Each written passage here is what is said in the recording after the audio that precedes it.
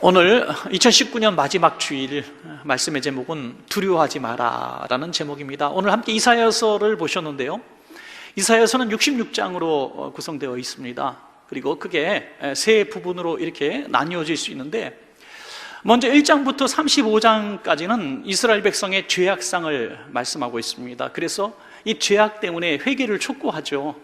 그러나 그들은 회개하지 않습니다.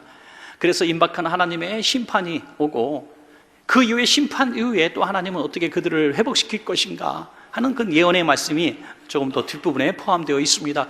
그리고 두 번째 부분은 36장부터 39장까지의 말씀인데요, 이스라엘의 그래도 선한 왕, 보이지 않는 선한 왕인 히스기야 왕의 기도의 모습들, 또 중대한 어떤 사건의 기록들을 담고 있습니다. 그리고 마지막 40장부터 66장까지 이 마지막 부분인데요, 이 부분에서는 지금 현재 이루어지지 않은 이스라엘의 완전한 멸망, 그리고 그 멸망당한 이스라엘 백성들이 전국 각지에 포로되고 흩어져 사는 그들을 하나님이 다시 구속하시고 부르셔서 하나님의 백성으로 삼으시는, 그리고 완전한 메시아의 왕국, 하나님 나라의 도래에 이르기까지 완벽한 구성으로 되어 있는 이사야서의 말씀을 우리가 볼 수 있습니다.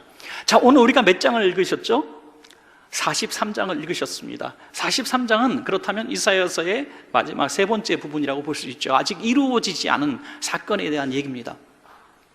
그 당시 상황은 종교적으로도 정치적으로도 아주 암울했고, 또 우상 숭배하면서 하나님이 보낸 선지자들을 가두고 때리고 죽이던 그런 시대였습니다.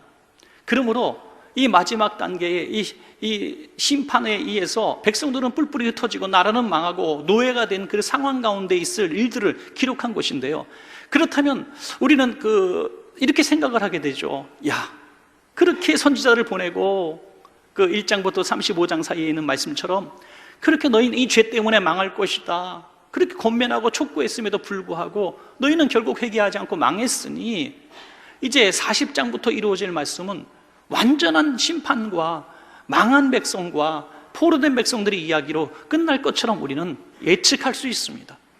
이렇게 얘기할 것 같아요. 우리는 거봐라, 내 이럴 줄 알았어, 너희가 이렇게 멸망당했어, 누구 탓하지 마, 너희 죄야 라고 말씀할 것 같은 그 장에서 오늘 43장 그 마지막 셋째 부분에, 그것도 초입 부분에서 놀라운 말씀을 하고 있어요. 그것이 뭡니까? 두려워하지 말라는 거죠.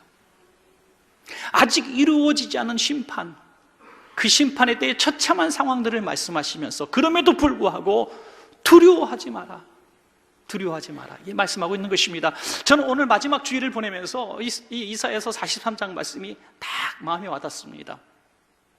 비단 이스라엘 백성의 삶뿐이겠습니까? 저와 여러분, 저를 비롯해서 우리 모두가 한 해를 이렇게 뒤돌아봅니다.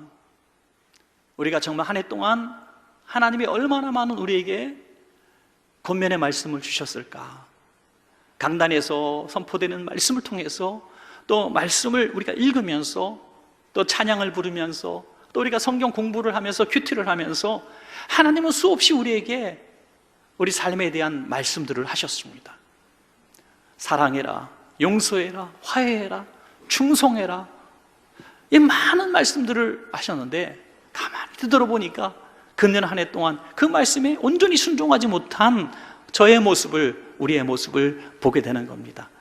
금년 한 해를 시작하면서 겨자씨의 꿈을 꿉시다, 심읍시다, 그리고 우리가 믿고 선포하고 노력합시다. 그래서 12월 마지막 주일에는 크게 자란 겨자씨의 열매를 하나님 앞에 드립시다. 우린 이렇게 꿈을 꿔왔는데 사실 우리의 겨자씨는 얼만큼 자랐는지요?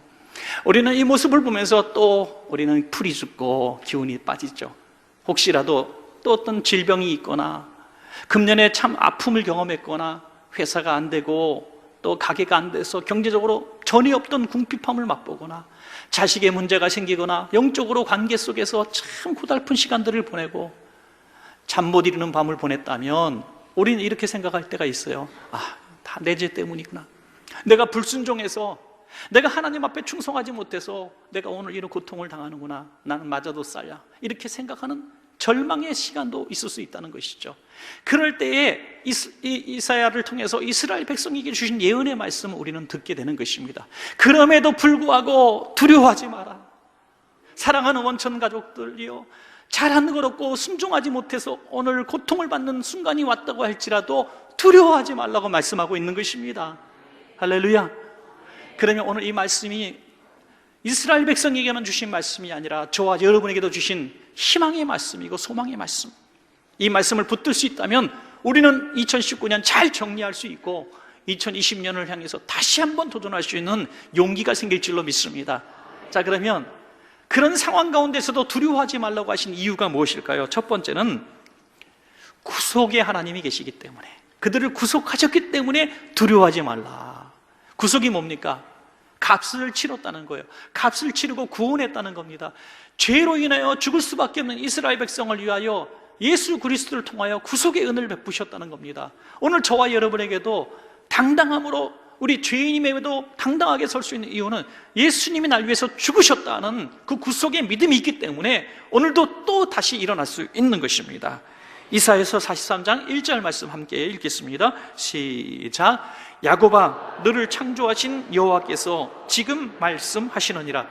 이스라엘아, 너를 지으신 이가 말씀하시느니라. 너는 두려워하지 마라. 내가 너를 구속하였고 내가 너를 지명하여 불렀나니 너는 내 것이라. 아멘. 내가 너를 지었고 구속했다. 창조하신 하나님께서 우리를 지었고 구속했다. 하나님의 백성임에도 불구하고 또 죄를 짓고 또 마귀의 소유가 되었음에도 불구하고 또 예수의 피로 우리를 구속하셨고 우리를 지켜주신다는 거예요. 너무나 감사한 것은요, 한 번의 구원으로 끝나지 않았다는 겁니다. 하나님을 몰랐을 때 세상에서 죄 짓고 이게 죄인지도 모르고 그냥 멸망의 사람으로 살다가 우리가 예수님을 알게 되고 인격적으로 만나고 구원의 감격을 누립니다. 그러면 끝이 아니라는 거예요. 이 마라톤 같은 긴 인생길을 살아가면서 우리는 하나님을 모르던 이전의 삶처럼 또다시 죄인으로 돌아갈 때가 참 많고, 아니 신앙생활 하면서도 참 하나님 모시기에 부끄러운 언행이 너무나 많다는 거예요. 그럴 때에 우리의 구속의 그 사건을 우리가 잊어버리지 말고 그걸 기억하라는 거예요. 하나님은 우리를 구속의 하나님으로 끝나는 것이 아니라 지키시는 하나님이 되신다는 겁니다. 지키시는 하나님 얼마나 감사한지. 너는 내 거야 하고 주님의 소유된 백성, 그 소유된 백성을 지킬 권세가 주님께 있다는 거예요. 여러분, 자기 사람으로 다 받아들인 거 참 고마운 일이죠. 그러나 지킬 힘이 없으면 이 사람이 와서 곧 공격하고 저 사람이 와서 공격하고 할 때 그냥 당할 수밖에 없는 거예요. 그러나 강력한 힘을 가지신 하나님께서 지켜주실 때 우리를 하나님의 손에서 빼앗을 자가 없다는 것입니다. 오늘 본문은 누차 말씀을 드리지만 장차 이루어질 심판과 뿔뿔이 흩어진 이스라엘 백성을 향해서 주시는 말씀이에요. 노예되었습니다. 각지로 흩어져서 각 집에 그냥 노동자로 또 그냥 저 천한 일들을 하는 수모를 겪는 그런 나라 잃은 백성으로 서러움을 안고 살아가는 그들을 향해서 주신 말씀입니다. 그들에게 주님은 이렇게 말씀합니다. 한 번 구속하신 것으로 끝난 것이 아니라 내가 죄로 인하여 다시 죄에 얽매이고 마귀의 소유가 되고 노동자로 전락한 그들을 내가 다시 불러주겠다. 이사야서 43장 5절부터 7절입니다. 우리 그런 개념으로 한번 읽어볼까요? 시작. 두려워하지 말라. 내가 너와 함께하여 내 자손을 동쪽에서부터 오게 하며 서쪽에서부터 너를 모을 것이며 내가 북쪽에게 이르기를 내놓으라. 남쪽에게 이르기를 가두어 두지 말라. 내 아들들을 먼 곳에서 이끌며 내 딸들을 땅 끝에서 오게 하며 내 이름으로 불려지는 모든 자 곧 내가 내 영광을 위하여 창조한 자를 오게 하라. 그를 내가 지었고 그를 내가 만들었느니라. 아멘. 나라 잃은 백성들이 다른 나라로 끌려가서 노예가 되었습니다. 또 감옥에 갇혔습니다. 도무지 그들의 힘으로 해방될 힘이 없는 거예요. 희망이 없어요. 그때 하나님께서 그들에게 말씀하시는 겁니다. 내 백성을 놓아라. 내 백성을 풀어라. 그리고 전국에, 전 세계에 흩어져 있어서 고달파는 그 디아스포라들을 내가 불러 모을 것이다. 각지에서 불러 모을 것이다. 그래서 새로운 나라를 내가 이룰 것이다 하는 것이죠. 하나님은 그런 권세가 있으시다는 겁니다. 그 연약한 모세를 통해서 저 세계 최강의 애굽의 바로도 물리치시고 그 백성을 빼내주신 하나님께서 2019년 살아오면서 우리의 죄값으로, 우리의 실수로, 우리의 잘못으로 인하여 어그러지고 깨어지고 참 후회스러운 그런 경험들을 하고 있는 저와 여러분에게도 말씀하는 겁니다. 내놓으라는 겁니다. 다시 돌려달라는 겁니다. 다시 하나님의 백성으로 만들기를 원하신다는 겁니다. 할렐루야. 탈보 신학교에 닐 앤더슨 교수님이라는 분이 계셔요. 이분은 저명한 교수님이신데 이분이 쓴 책을 읽다가 이런 한 부분을 봤습니다. 이제 리디아라고 하는 한 여성분이신데 이분은 어릴 때부터 참 학대를 받고 자랐습니다. 성적인 학대를 당하고 육체적인 학대를 당하고, 그래서 항상 자존감이란 게 없어요. 나는 쓸모없는 사람이고, 나는 버림받은 사람이고, 나는 참 불행한 사람이다. 그러던 이제 그녀가 예수님을 영접하고 하나님의 자녀가 되었는데 그는 이걸 잘 받아들일 수가 없는 거예요. 자신처럼 추악하고 더럽고 쓸모없고 버림받은 여자가 하나님의 자녀가 되었다는 이 사실이 믿어지지가 않는 거예요. 그래서 이 앤더슨 교수님이 여인을 불러놓고 아무리 설명해도, 아무리 신학적인 이론을 가지고 설명을 해도 이해가 되지 않는 거예요. 나를 어떻게 하나님의 자녀로 난 구원받은 것은 인정하지만 하나님의 자녀로 산다는 것은 난 인정할 수가 없습니다. 그래서 교수님이 항목을 쭉 썼어요. 1번부터 몇십 번에 이르기까지 하나님의 자녀가 되는 이유에 대해서, 예수의 피의 권능과 그 구속의 은혜들을 쫙 기록하고 읽게 했어요.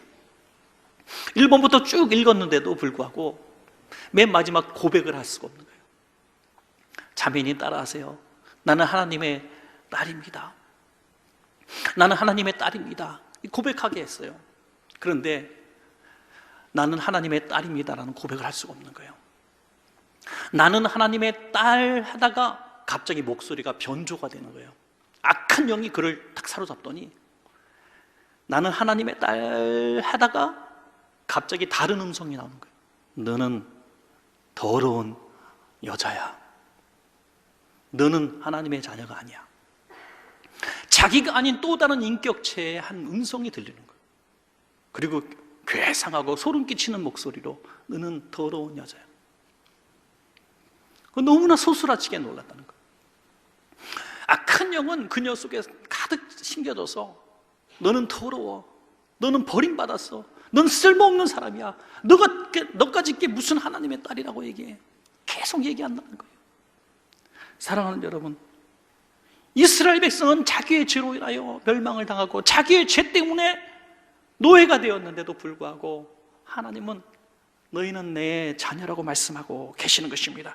내놓으라, 악한 권세야 내놓으라, 더러운 세력아 내놓으라, 내가 다시 나의 자녀로 회복시키랴.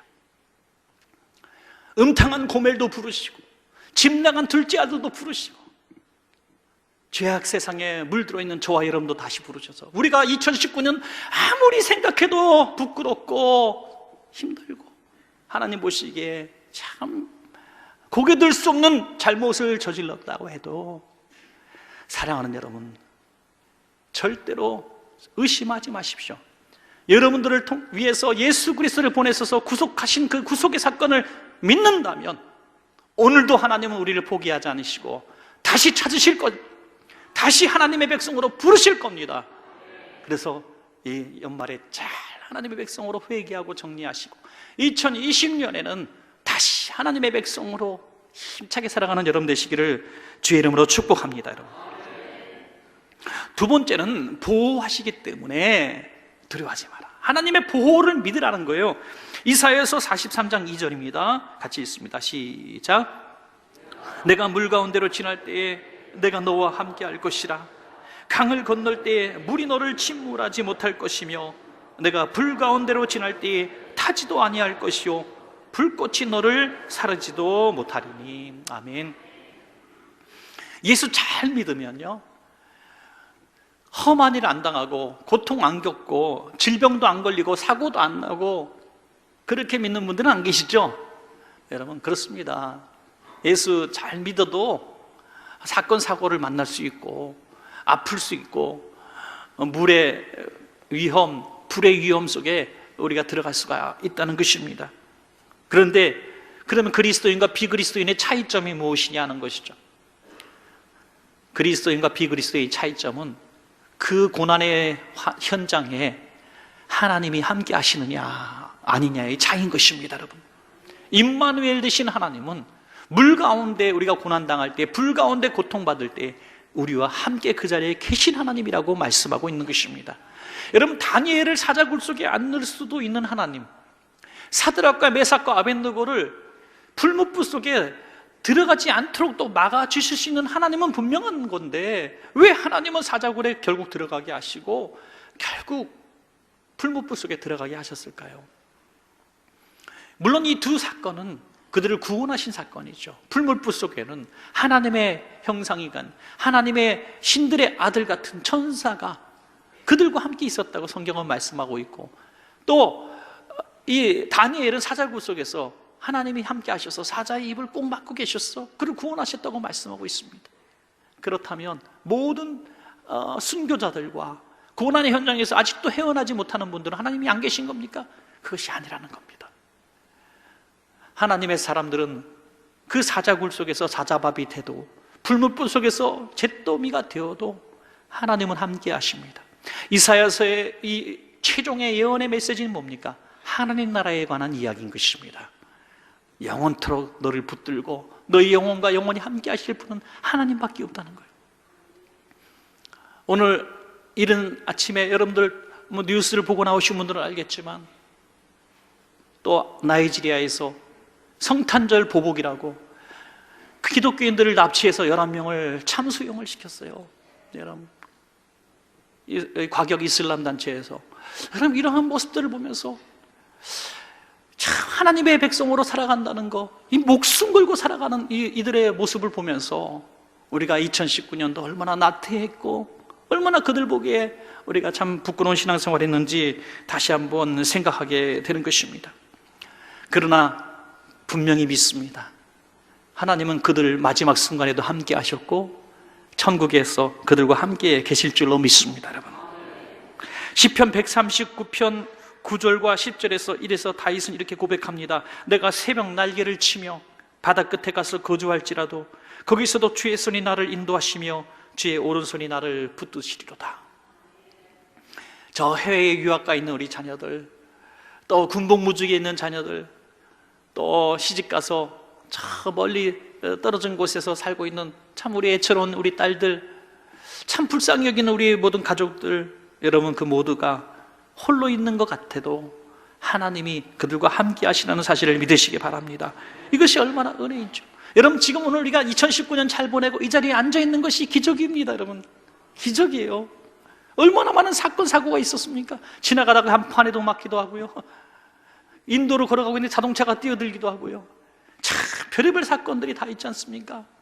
음식도 위험하고 기후도 위험하고 교통도 위험하고 또 전쟁의 위험 속에 살아가고 있고 참 수많은 질병에 노출되어 있는데 우리 살아있는 게 얼마나 감사해요.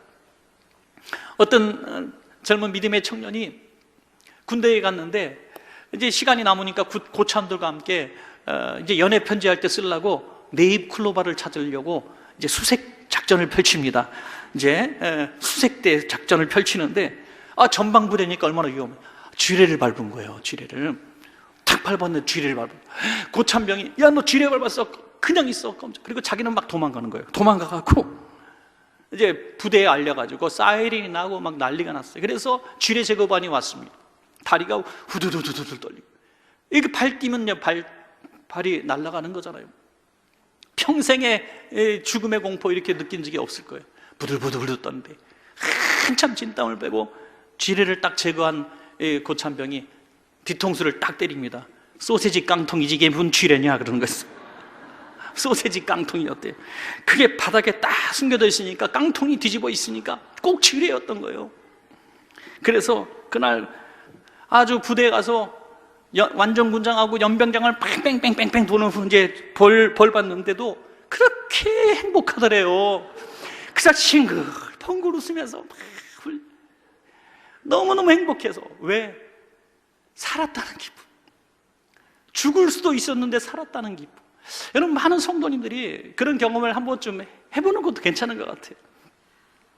병원에 가서 몇 개월 있다가 평생 처음 병원에 가셨다는데 몇 개월이나 있었어요. 그러다가 다 퇴원했는데, 야, 공기가 다르대, 공기가. 야, 새들도 목 짹짹짹거리는 게 나한테 얘기하는 것 같고, 풀도 나를 반기는, 생명이 이렇게 살아있다는 것이 고맙더라는 거예요.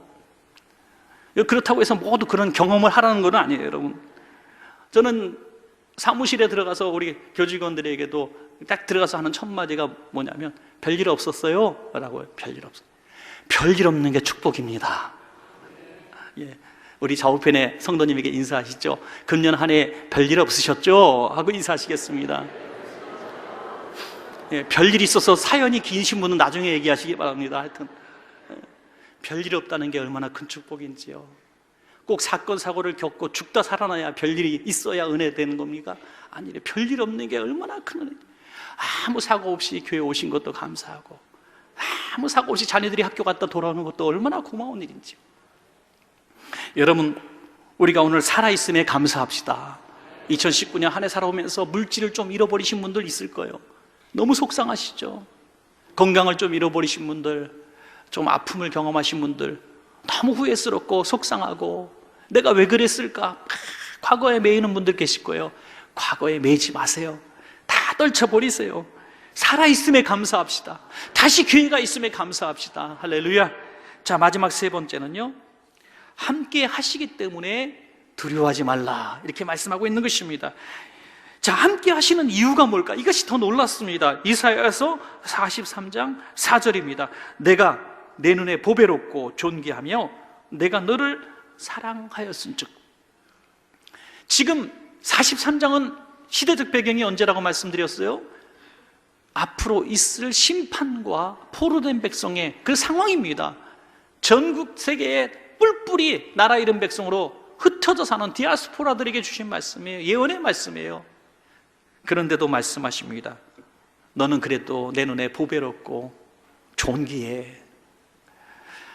우리 생각에는 너무 자식들, 그냥 내가 그럴 줄 알았어, 내가 그렇게 될 줄 알았어, 너를 위해서 내 아들 보낸 게 너무 후회스러워. 여러분, 이게 부모 자식 간에는 그럴 수 없는 것 같아요. 부모 자식 간에는 아무리 내 자식이 또 죄를 짓고 또 마음을 아파요, 대못을 받고 나가도요, 그래도 또 용서하고 또 받아주고. 참 부모들이 제일 좀 세상적으로 이해가 안 되는 게 뭐냐면, 그렇게 용돈 주고 공부시키고 다 했는데 처들급 타서 빨간 내복 하나 사줬다고 동네방네 다 자랑하고 다니는 거예요. 쓴 게 얼만데, 이제 뽑을 때도 된 건데. 여러분, 이게 부모라는 거예요. 종이짝으로 만든 카네이션 하나 받고 감격하는, 이게 부모라는 거죠. 그래서 부모는, 제가 이 설교를 준비하면서 우리 부모님들이 우리 자녀들에게 참 이런 말을 했으면 좋겠다는 생각이 들어요. 오늘 기억나시면 한번 자녀들에게 이런 얘기를 한번 해봤으면 좋겠어요. 이제 특별히 수험생이나 고등학생들, 중학생들이 있다면요, 오늘 2부 예배 끝나고 중학생들 여기서 한 30명 정도가 워십 댄스로 하나님께 영광을 돌리는데 얼마나 예쁘던지요. 예. 이제 애들이 공부도 안 하고 엄마 말 안 듣고 학원 안 가고 PC방 들어가서 게임하고 그러잖아요. 예. 한두 번 봐야지. 응? 그러면 신앙생활 똑바로 하고 막 부모 연락자. 그러면 이렇게 얘기합니다. 부모한테. 너 대학 못 가기만 해봐라, 이놈의 자식아. 엄마 말 안 듣고 게임을 하루에 몇 시간 하는 거야. 막 쥐잡듯이 잡잖아요. 그런데 애들은 다른 말은 아무것도 기억 안 해요. 대학 못 가면 난 죽었다. 대학 못 가면 죽었다. 그러니까 대학 못 가서 집에 들어갈 면목이 없어요. 더 반항으로 뛰쳐나가고 집을 나가고 더 나쁜 생각을 하게 되는 거예요. 그래서 한 번쯤은 이런 얘기를 할 필요 있어요. 대학 못 가도 너는 내 자식이야? 대학 가고 못 가고가 뭐가 그렇게 중요하니? 넌 내 자식인 게 나는, 엄마는 너무 행복해. 너무 고마워. 너가 우리 집에서 살아 숨쉬는 게 난 너무 행복해. 너 밤에 들어갔을 때 너 방에서 새근새근 자고 있는 모습 보면 천사를 보는 것 같아. 속으로는 부글부글 끓고, 이놈의 자식을 어떻게 쳐나, 이걸 어떻게 내가 그냥 혼내주나, 그런 생각이 꽉 차 있어도 한 번쯤 그렇게 가식으로라도 얘기할 필요가 있다는 거예요. 그러면 자식들이 어떤 잘못된 일을 경험해도 엄마는 나를 받아줄 거야. 여러분, 내 눈에 예쁘다는 거예요. 내 눈에. 내 자식이니까. 세계에서 제일 예쁜 거예요. 세상에서 제일 존귀한 거예요. 이게 내 자식인 거예요. 하나님의 눈에 이스라엘의 백성이 뭘 이쁘겠어요. 그렇게 말 되게 안 듣고 결국에는 망하고 벌 받고 있는 그들이 뭐가 예쁘겠어요. 그럼에도 불구하고 내 눈에 너는 역시 보배롭고 존귀한 자녀야. 오늘 우리가 죄를 짓지 않아서 우리를 존귀한 자녀로 삼으신 게 아니라 죄를 지었어도 우리를 존귀하게 여기신다는 거예요. 왜? 자식이니까. 부모한테 제일 무서운 얘기가 뭔지 아시죠? 자식이 하다 안 되면 나 집 나갈 거야 그러면 다 빌잖아요. 그냥 엄마 아빠가 미안하다. 응?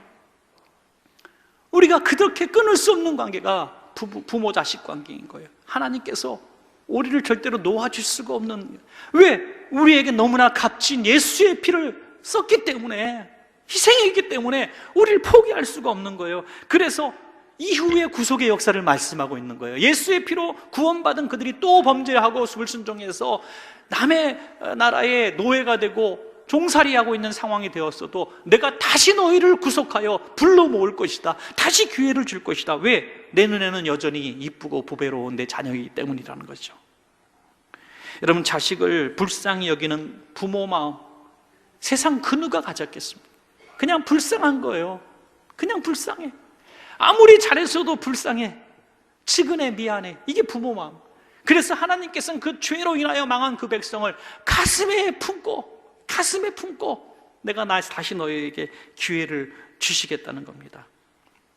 갈라디아서 4장 6절, 우리에게 주신 말씀으로 알고 한번 같이 읽겠습니다. 갈라디아서 4장 6절입니다. 시작. 너희가 아들임으로 하나님이 그 아들의 영을 우리 마음 가운데 보내사 아빠 아버지라 부르게 하셨느니라. 아멘. 우리는 하나님 앞에 당당해야 합니다. 아무리 죄를 졌고 하나님 앞에 아무리 고개를 들 수가 없고 하나님이 다 보셨다고 생각하니까 참 부끄러운 언행이 우리에게 있었어도 오늘 이 자리에서 고개를 드십시오. 손을 늘어뜨리지 마십시오.